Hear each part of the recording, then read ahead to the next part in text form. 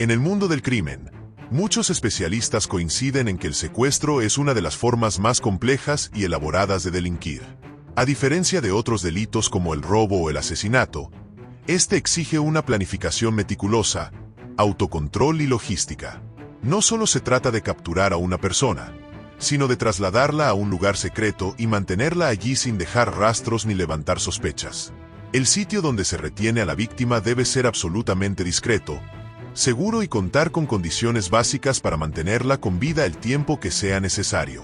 Además, durante todo el proceso, los secuestradores deben comunicarse con los familiares o allegados sin que la policía los detecte, mientras las autoridades destinan todos sus recursos a encontrarlos. Quienes perpetran este tipo de crímenes deben poseer frialdad, astucia, medios económicos y, por supuesto, gente de confianza que los respalde. Rara vez un secuestro se lleva a cabo por una sola persona. Cuanto más se prolonga el cautiverio, más alto es el riesgo de ser descubiertos.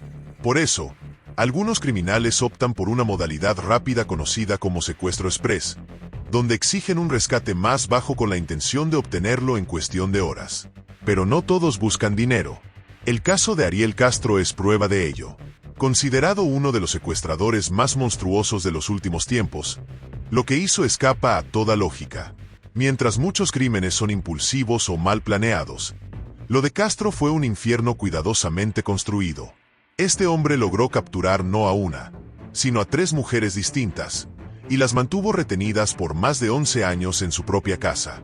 Lo más perturbador, no lo hizo por dinero, sino por pura perversión.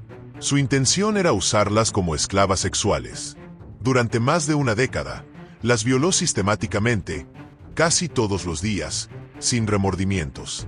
No solo las sometía a constantes abusos sexuales, sino que también las torturaba física y emocionalmente.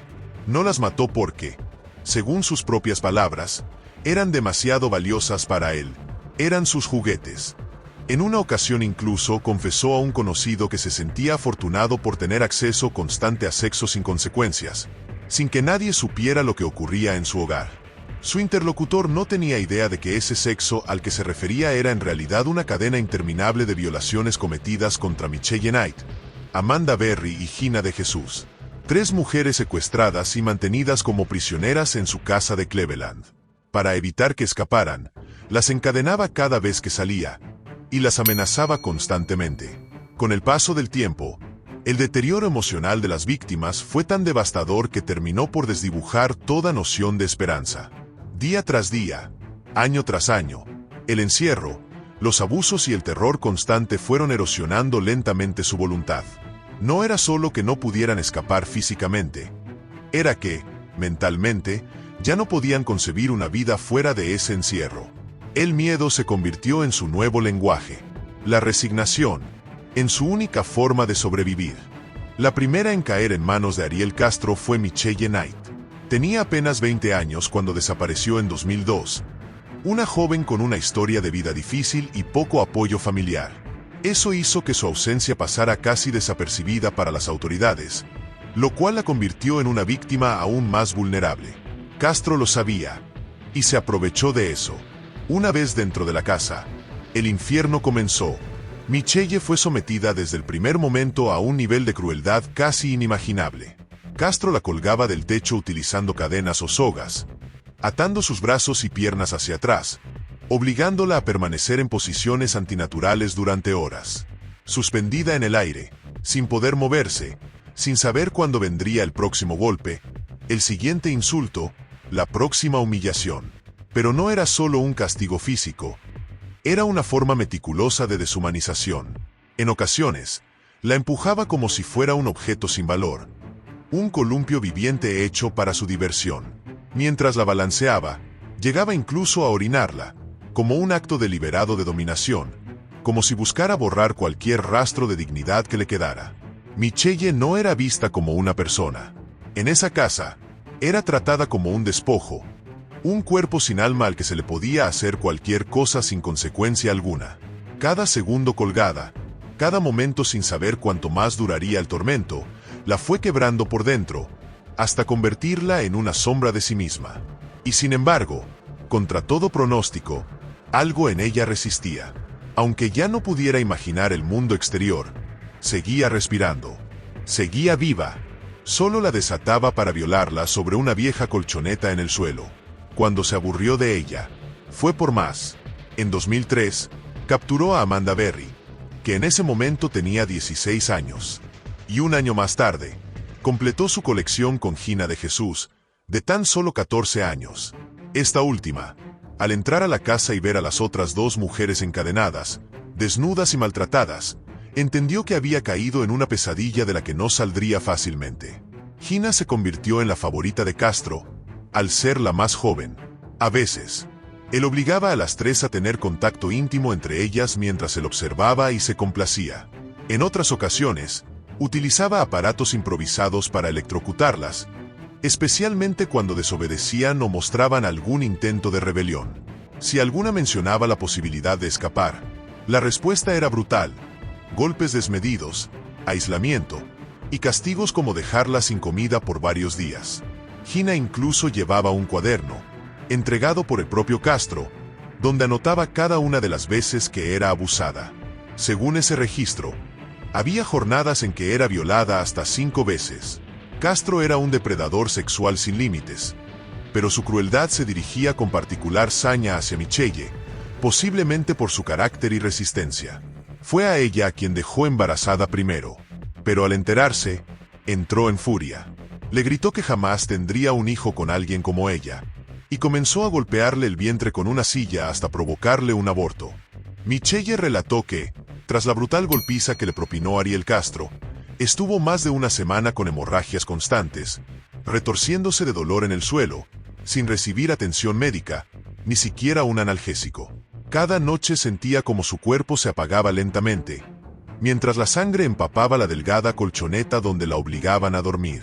El aborto fue forzado, violento, completamente inhumano, y pese al evidente sufrimiento físico y psicológico, Castro no solo no detuvo sus abusos, sino que continuó violándola incluso mientras ella seguía sangrando, como si su dolor fuera invisible, como si ya no fuera una persona, sino un trozo de carne útil solo para su placer. Lo que más duele de su relato es que Michelle no pidió ayuda, porque sabía que nadie la escucharía. En cambio, cuando Amanda Berry quedó embarazada, Ariel Castro actuó con una lógica perversa y completamente opuesta. Esta vez decidió que el bebé nacería, no por compasión, sino por control, por ego, por una idea retorcida de poder. No la llevó a un hospital. No buscó asistencia médica. En lugar de eso, infló una pequeña piscina de plástico en el mismo dormitorio donde la tenía cautiva. Lo hizo solo para que el parto no ensuciara la cama. Esa misma cama donde tantas veces la había violado.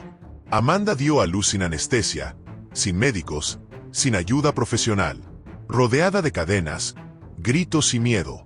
El nacimiento de su hija ocurrió en las mismas condiciones en que nacen los horrores. En secreto, en la oscuridad, con dolor y en completo silencio del mundo exterior.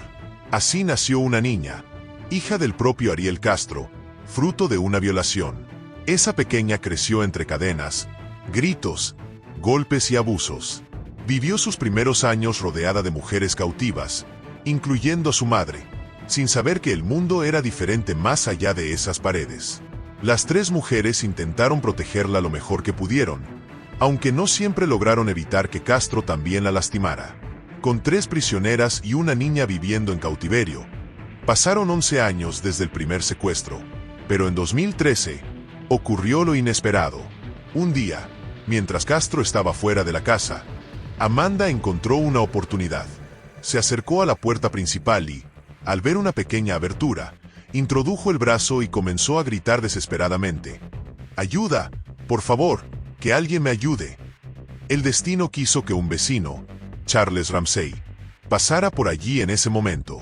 Al ver la situación, corrió a ayudar y logró derribar la puerta. Amanda salió de inmediato y le suplicó que llamara a la policía. «He estado secuestrada durante 11 años. Hay más personas adentro». Ariel Castro, un exconductor de autobuses escolares convertido en monstruo, fue arrestado poco después. En agosto de 2013 fue condenado a cadena perpetua sin posibilidad de libertad condicional. Sin embargo, no tuvo el coraje de cumplir su condena. Un mes después, se quitó la vida en su celda, colgándose con una sábana. La casa donde se vivió este horror fue demolida por orden del gobierno local. Durante más de una década, ese lugar fue una prisión secreta donde 3 mujeres, y más tarde una niña, vivieron el peor de los tormentos. Si existe un infierno en la tierra para las mujeres, ese sin duda fue la casa de Ariel Castro. La historia de Ariel Castro no solo nos estremece por su crueldad, sino que también nos recuerda la importancia de escuchar, observar y nunca dar por perdidas a las personas desaparecidas. Michelle, Amanda y Gina sobrevivieron al horror gracias a su valentía, a la esperanza que nunca abandonaron, y a que alguien escuchó sus gritos.